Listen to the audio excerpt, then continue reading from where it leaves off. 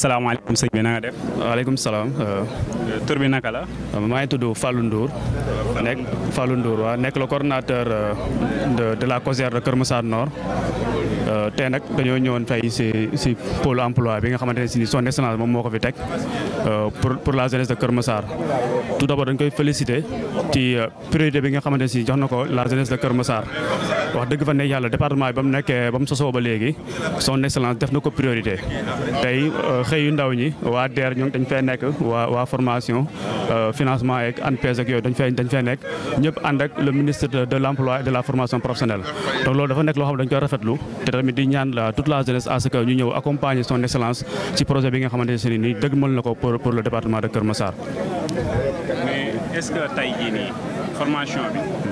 jeunes yi ñu ngi ciy gis seen bopp bu baax a baax est-ce que mbëggewuñu ko pour jeunes yi rek te nekkul pour jeunes yi mu nekk ay affaire de parti général quoi yow APR nga bokk wala yow benn bopp. waaw je pense que tey wax dëgg fa neex yàlla ba ma fi ñëwee am naa benn contentement bu baax a baax parce que comme gars yi dañuy wax naan wàllu formation et financement dañ ko politiser waa APR ñoo ciy am mais tey ba ma ñëwee fii depuis 7 heures maa ngi fii mais gis naa ni ñu politiciens sa bëriwuñ fi noonu donc citoyen lambda bi nga xamante ne si ni bokkul si benn mouvement bokkul si benn parti politique sax moom moo fi ëpp donc tey jii loolu dañuy sant yàlla bu baax a baax te tamit dañuy teggi tuuma parce que la plupart li dañuy wax naan lépp lu fi état bi teg waa APR ñoom ñoo koy moom te tey ku fi ñëw tey di nga gis ne carrément fii maintenant man maa fi waa APR ak quelques jeunes yi nga xamante ne si ñëw nañ donc loolu day firndeel ne carrément Macky Sall li ko ñor du parti kese mais wax dëgg fa neex yàlla toute la jeunesse du Sénégal moom moo ko ñor.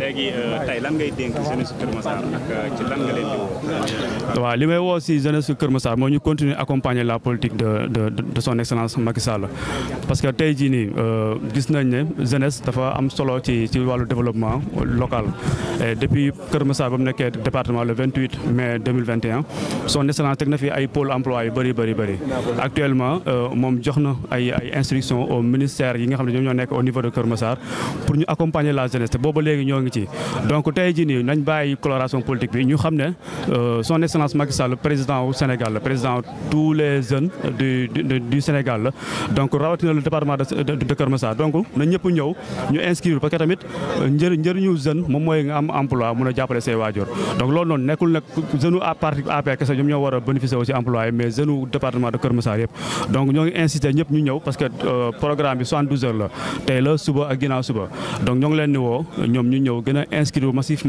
massivement comme ni ñu ko defee à Pikine parce que plus de 2500 jeunes de Pikine enrôlé na leen te war nañoo commencé seen i liggéey war nañ leen financer donc li ñu def Pikine tamit war nañ ko mën def dans le département de Kër Massar donc ñoo ngi leen woo ñu ñëw massivement inscrire mën a enfin ut li nga xamante ne moom mooy liggéey. léegi xam naa fi may daaneel benn question la rek. waaw boo xamante ni moo tëj bopp Sénégalais yëpp. waaw mooy wàllum troisième mandat yow la ci.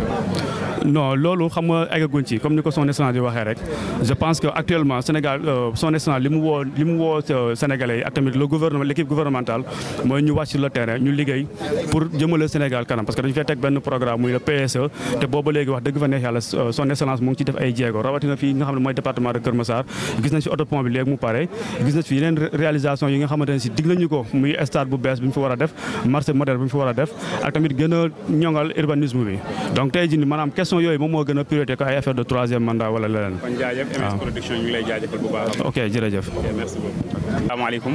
papa ñu ngi lay ziar. ñu ngi lay delloo ziar. tey nekk nga nit koo xamante ni macha allah doonatoo doomu aadama boo xamante ni dinañ la présenté ci bëtu nit ñi waaye nga baal ñu rek fàttali tur bi. Alaaji Bassirou Thiam Dogo président des communicateurs département de Kër Massar. tey papa ñu doon laaj tey lan mooy sa taxawaay ak lan moo la indi fii ki nga xamante ne moo di 72 heures des jeunes de Kër Massar. xam nga ñun communicateur lépp lu xew rek war ngaa teew ndax nettali ba ëllëg te le président de la République son excellence monsieur Macky Sall su fekkee dafa def département bi yàggul ñu dund koog moom tubaarkàlla mu def lu baax Promoville yi autopont yi CM yi nga xam ne 1 milliard 800 et quelques millions canalisation yi di ay milliards ak yeneen yoo xam ne da koo def département Kër Massar kon lu ñu xewle rek surtout ki nga xam ne moo fi ñëw muy Dame Diop nga xam ne lépp luy emploi moom moo ko yor lu fi xew en tant que président des communicateurs war naa ñëw représenter communicateurs départemental yi ndax li fi am bu ëllëgee ñu mën koo nettalin bu rafet waaye boo fekkewul doo mën a nettali moo waral sama teewaay ndax géwél moom du umpale mooy bañ a xam géwél à tout moment da nga war am information di wax lu baax di def lu baax am yar ami teggin xam fa ngay waxee naw géer ñi naw nit ñi tey wax lu baax kon loolu moo nekkoon samay tànk fii ci lii nga xamante ni bii mooy la jeunesse la jeune fille de département de Kër Massar. papa loolu am na solo waaye ñu lay laaj tey lan ngay wax jeunesse Kër Massar. xanaa ñu góorgóorlu rek te ñu leen wax ñu def ko inscrire critères yi nga xamante ni bii moom lañ laaj ku ko ci am nga ñëw xool ndax lii ñuy def nii du loo xamante ni bii du am suivi parce que c'est pas la première fois barki Dembo Ndiaye. li sax man la dañuy fekke daam jëm ñëw na Kër Massar bi mu ñëwee Kër Massar ànd ak waa UGC ki nga xamante ni bii mooy Thiam le coordinateur bi ñëwee ñu def jël fa jox fa ay contrat yooyu xale yi ñu ngi liggéey di jàppale seen i waajur di jàppale seen bopp kon daam bu ñëwaatee département Kër Massar di ko def fii ci Mbëbës fii ci Malika wax dëgg yàlla dinañ ci am yaakaar ñuy ñaan rek ci kàttanu suñu borom képp koo xam ne sa wërsëg nekk na ci nga am ko ci jàmm ak salaam ba mën a jàppale sa bopp mën a jàppale say waajur Sénégal jëm kanam. jërëjëf MS Production ñu ngi lay jaajëfal bu baax a baax. jërëjëf fii si yàlla na yàlla barkeel leen mu yegg fii réseau yu mag yi yegg ci barke Seydina Mohamed jërë ngeen jëf. waaleykum salaam wa rahmatullah. sëñ bi ñu ngi lay nuyu. waaw maa ngi lay fay. waaw yaa ngi fii ci MS Production baal ñu fàttali ñu tur bi ak sant bi. waaw maa ngi tudd Sidi Fall. waaw dëkk fii Kër Massar waaw. waaw Sidi tey dañ lay gis nga ñëw fii ci 72 heures des jeunes Kër Massar. ñu doon laajte tey lan moo fi sa teewaay. vraiment loolu moom ñun dañ koy rafetlu bu baax a baax sama teewaay nag moom mooy que ni pour gunge jeunes yi yu nekk fii au niveau di Kër Massar pour xool nu leen di accompagner parce que 72 heures it doon na loo xamante ni ñun dañ koy rafetlu bu baax a baax. parce que ñun ñi nga xamante ni nous sommes des artisans nekk fii ci Kër Massar. bokk ci ci commune bu Kër Massar bi vraiment lii dañ koy rafetlu parce que tamit en tant que jeune gérer association yi nga xamante ni ñoo nekk fii au niveau du Kër Massar lii dañ koy rafetlu bu baax a baax parce que tamit 72 heures bi ndax lan mu ñuy dimbali parce que dañoo war a jóge ci secteur informel dem ci secteur professionnel parce que loolu daf ñuy dimbali bu baax a baax parce que secteur informel bi xamuñu fan la ñuy jaar ba war a nekk ay professionnel te loolu état bi moom daf ci war a jàpp bu baax. voilà jóge ci secteur informel dem ci secteur professionnel. ok si sa biir waxin dama dégg nga ne artisanat nga. yow ci ban kuréel nga bokk ak bëggoon nañoo xam ci ban côté nga féete ci wàllum li nga xamante ni moo di artisanat. waaw man maa ngi féete ci wàllu menuiserie menuisier la ci wàllu artisan bokk ci kuréel bu naan Canabas muy association nationale.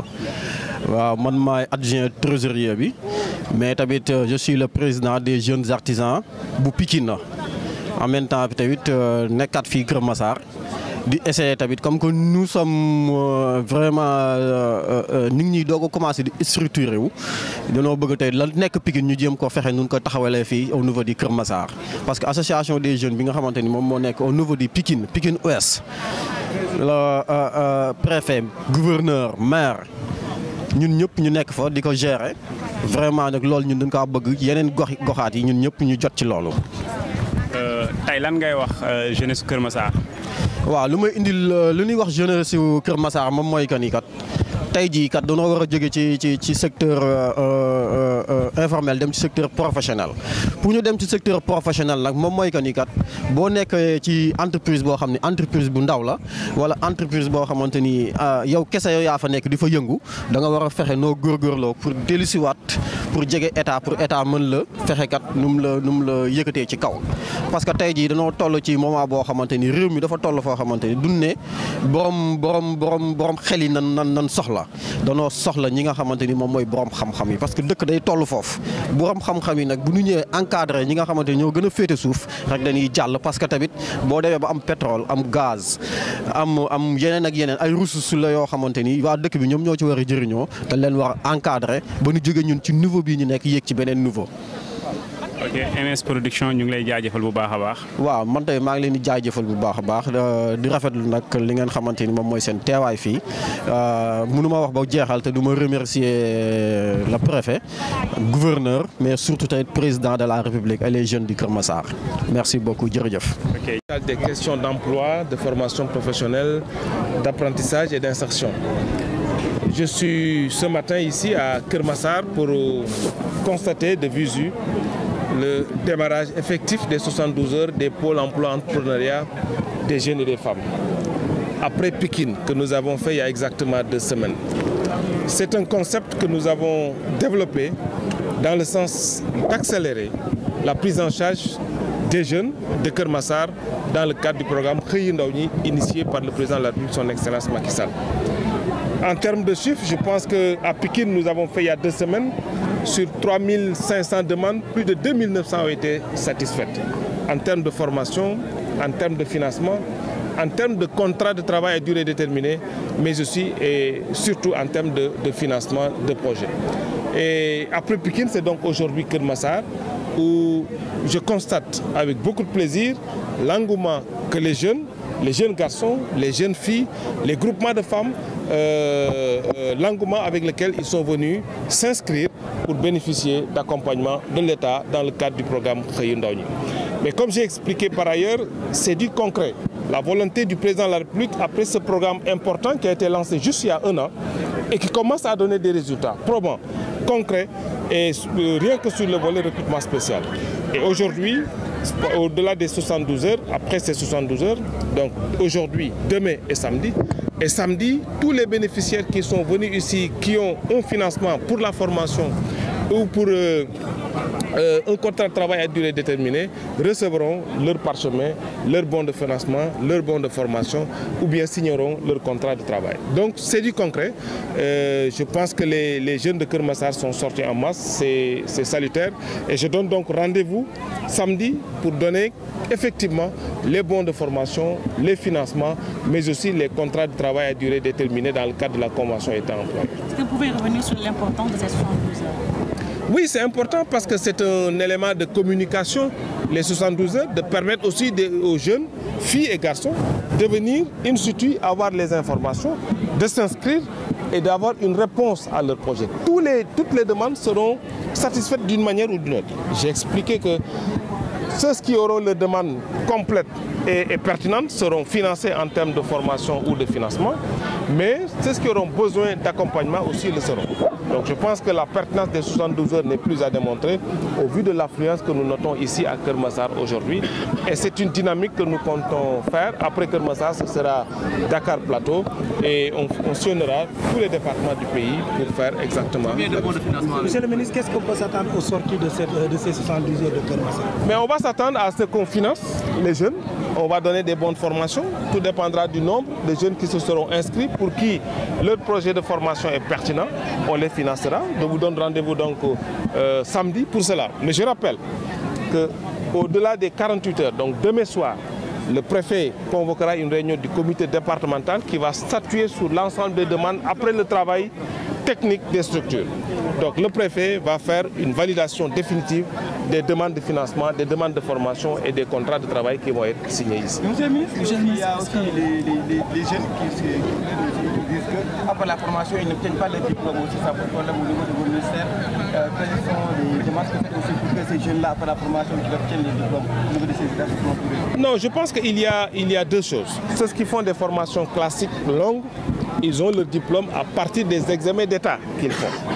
Donc quand vous êtes dans une structure de formation, publique comme privée, à la fin de votre cycle, vous faites un examen organisé par l'État et votre diplôme est délivré. C'est ce qui sont dans des certifications, parce que ça aussi c'est une autre modalité de formation qui consiste à donner pendant un petit laps de temps, 3 à 6 mois, une formation qualifiante à des jeunes. Ceux-là recevront leur certification pour attester de leur participation à la formation et de l'acquisition aussi des compétences nécessaires pour exercer ce métier. L'organisation de certification aussi s'attend aussi.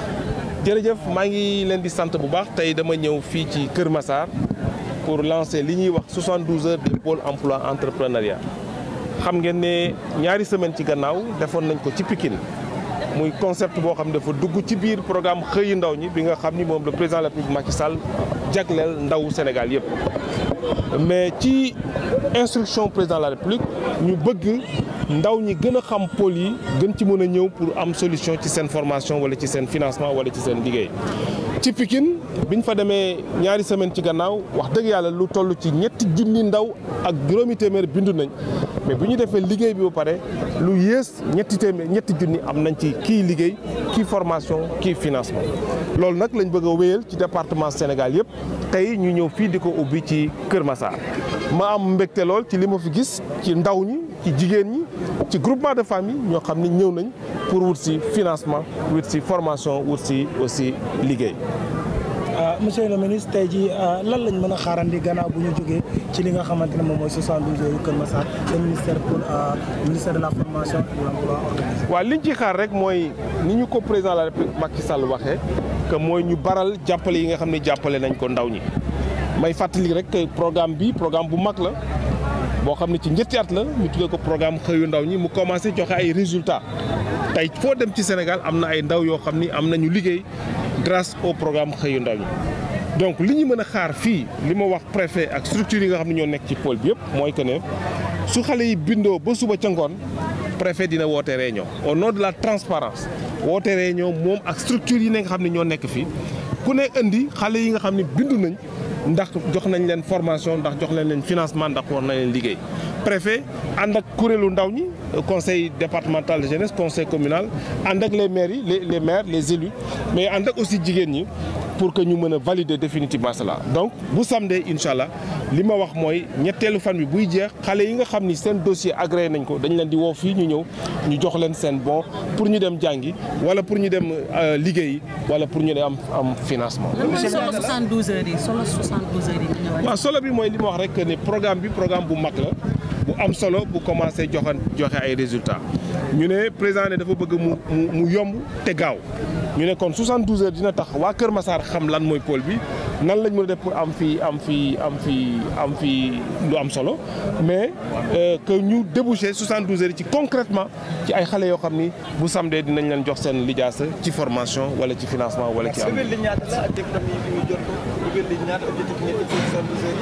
amul objectif wax naa léegi que ci Pikine lu toll ci ñetti junni ak juróomi téeméeri ndaw bindu woon nañ ñu jox ci daanaka ñaari junni ak juróom-ñeenti téeméer ak lu teg ay ndaw ñoo xam ne kii am na liggéey kii am na formation kii am na financement bu subaa ca ngoon préfet ak ñi mu àndal ñëpp dinañ xool xale yi nga xam ne bindu nañ décider ñan lañ ci valider techniquement bu samedi ñu jox leen seen ay. alors monsieur le ministre ban message ngay lancé jeunesse bi nga xamante ne ñoo ngi fii tey Kër Massar. waaw message bi ma wax rek mooy que ne Kër Massar li ma jeunesse Sénégal yëpp que mooy xale yi ñu xam ne gouvernement du Sénégal président de la République am na yéene bu rëy ci ñoom ci xale yi def ay jumtukaay yu bëri jëm ci xale yi. def programme bu mag boo xam ne bi mu leen dégloo ci Diamniadio daaw la teg programme xëyu ndaw ñi mu def ci koppar yu am solo muy ñeenti téeméer ak juróom fukki milliards li ci des nag mooy ndaw ñi ñu dem ci kuréel yooyu pour jël li nga xam ni moom lañ moom. ñu xam ne aussi liggéey da ngay li ko jiitu mooy nga am métier nga jàng kuréel yi nga xam ne ñu ngi def formation ñu ngi fii parce que li ma leen wax rek mooy. financement bi baax na waaye li ëpp solo mooy balaa nga jot financement bi ñu tàggat la waajal la ba nga mën def seen bopp. Merci.